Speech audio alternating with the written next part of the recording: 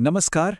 आज ना हम एक बहुत ही प्यारी सी दिल को छू लेने वाली कहानी सुनने वाले हैं।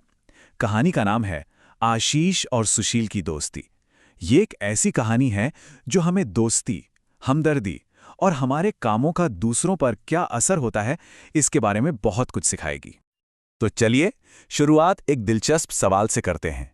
जरा सोचिए, एक ऐसा इंसान जो भुलक्कड़ है और एक ऐसा बंदर जो बहुत ही नटखट है। क्या ऐसे दो लोग दोस्त बन सकते हैं?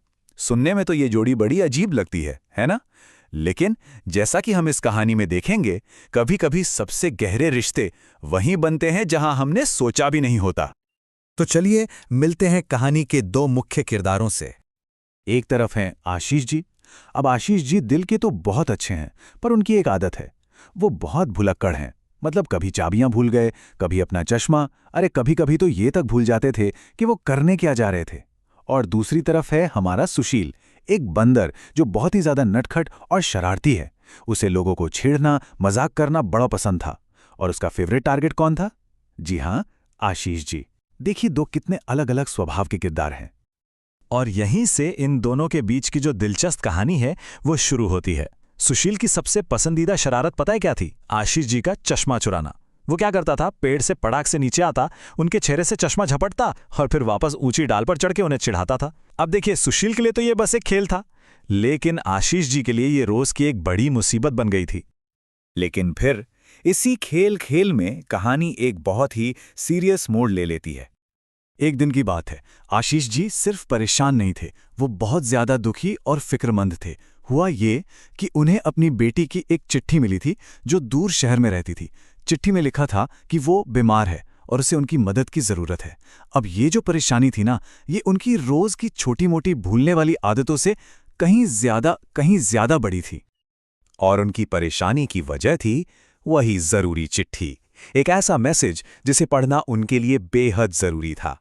लेकिन चश्मे के बिना वो एक अक्षर भी नहीं पढ़ पा रहे थे। सोचिए, उन्हें अपनी बेटी को जवाब भेजना था, पर वो ये तक नहीं देख पा रहे थे कि चिट्ठी में लिखा क्या है।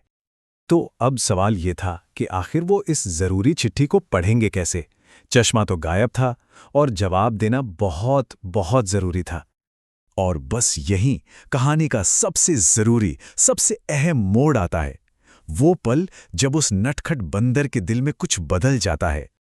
पेड़ पर बैठा सुशील, जो हमेशा आशीष जी को परेशान करने में मजा लेता था, आज पहली बार उनकी असली उदासी, उनकी लाचारी देख रहा था। उसने उनके चेहरे पर चिंता की लकीरें देखीं, उनकी आंखों में आंसू देखे। ऐसा ऐसा दुखी उसने आशीष जी को पहले कभी नहीं देखा था।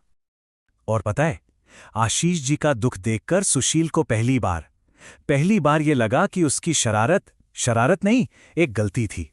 उसे एहसास हुआ कि उसका छोटा सा मजाक किसी के लिए कितनी बड़ी तकलीफ बन गया है।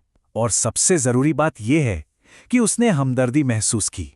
उसने खुद को आशीष जी की जगह रखकर सोचा कि अगर वो कुछ जरूरी देख नहीं पाता तो उसे कैसा लगता। और जैसे ही उसे अपनी गलती का एहसास हुआ, सुशील ने कुछ ऐसा किया जिसने सब कुछ बदल दिया। वो चुपके से पेड़ से नीचे उतरा, धीरे से आशीष जी के पास गया और चश्मा उनकी गोद में रख दिया। आशीष जी तो एकदम हैरान रह गए। उन्होंने ऊपर देखा तो सुशील की आंखों में भी आंसू थे। ये देखकर आशीष जी के चेहरे पर एक बड़ी सी मुस्कान आ गई और उन्होंने इनाम में सुशील को एक केला दिया। और उस केले के साथ साथ आशीष जी ने वो शब्द भी कहे जिसने इस रिश्ते को हमेशा हमेशा के लिए बदल दिया। उन्होंने कहा, शुक्रिया मेरे दोस्त। सोचिए, पहली बार किसी ने सुशील को उसकी शरारतों के लिए नहीं, बल्कि उसकी मदद के लिए सराहा था।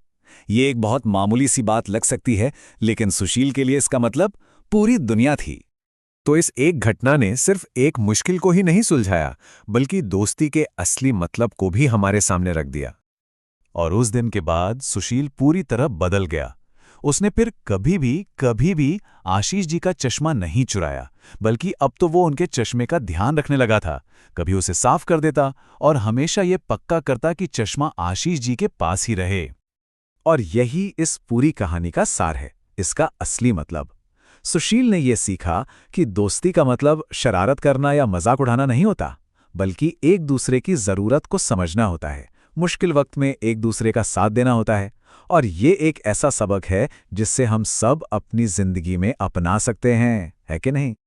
तो आखिर में एक सवाल हम सब के लिए कि जब हम किसी और की ज़रूरत को सच में देखते हैं और समझते हैं तो ये चीज़ हमें हमारे अपने कामों के बारे में क्या सिखाती है?